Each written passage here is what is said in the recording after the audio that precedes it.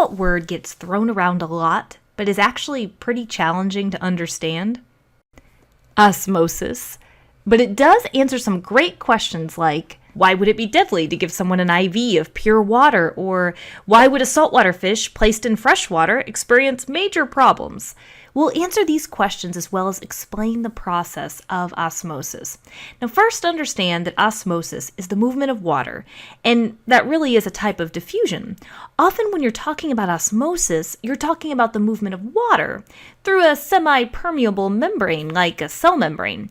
A cell membrane has openings small enough for water molecules to pass, but it will not allow larger things like salt molecules to freely pass, at least not without assistance. Osmosis is a type of passive transport, meaning that it doesn't require energy. I mentioned osmosis is a type of diffusion, and similar to what you might have learned about with diffusion, molecules, in this case water, travel from areas of high concentration of water to low concentration of water. But there's another way to think about water movement in osmosis. A low water concentration likely means there are a lot of solutes. Solutes are substances like salt or sugar that can be dissolved within a solvent, like water. Water has the tendency to move to areas where there is a high solute concentration, which means there's less water concentration. So if you want to easily figure out where the water will travel, look to the side where there is a greater solute concentration. So let's imagine you have a box with a semi-permeable membrane in the center. And remember, this membrane will let tiny things pass through it like water and gases, but not large solutes like salt. We'll label one side of the box A and one side of the box B.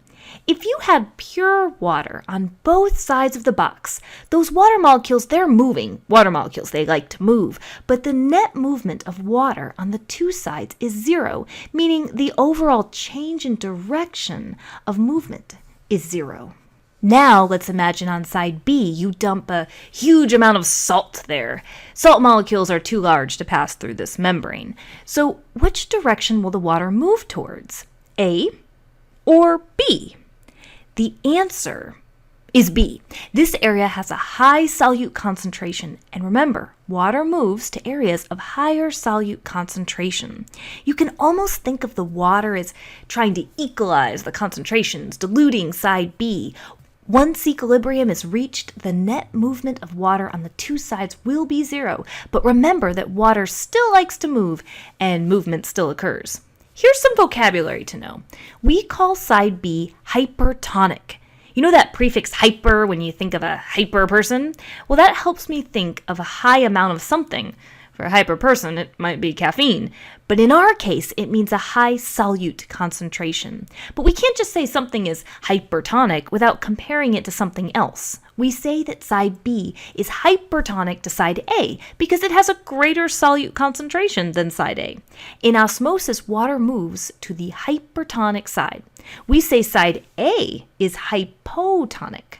Hypo rhymes with low, which helps me remember that it's a lower solute concentration, at least when compared to side B. So let's do some real-life examples now, because this box thing is getting a little bit boring.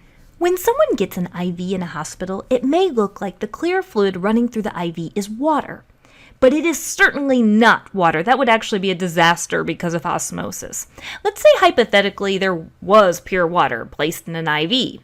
Now, an IV tube typically runs through a vein so that you have access to your bloodstream, really useful for running medication through. Blood actually consists of many different types of cells. Red blood cells are a great example. So what do you think has a greater solute concentration? The hypothetical pure water in the IV tube or in the red blood cells? Remember, cells are not empty vessels. They do contain solutes. The pure water that hypothetically is running through this IV tube has no solutes. It's just pure water. So where does the water go? Remember, it goes to the area of higher solute concentration. So it's going to go inside the cells. The cells are hypertonic compared to the water in the IV tube because the cells have a greater solute concentration. The cells would swell with water and possibly burst. Exploding red blood cells are not fun. If a person needs fluids, they typically receive a solution that is isotonic to their blood plasma. Isotonic means equal concentration, so you wouldn't have any swelling or shrinking red blood cells. And that's a good thing. Say you go to a pet store and you get a fish that looks like Nemo from the movie Finding Nemo, a clownfish, only you don't know it's a saltwater fish. What would happen if you placed this saltwater fish in freshwater? Okay, first ask yourself, where is there a higher solute concentration? In the saltwater fish cells or in the freshwater that you just placed this fish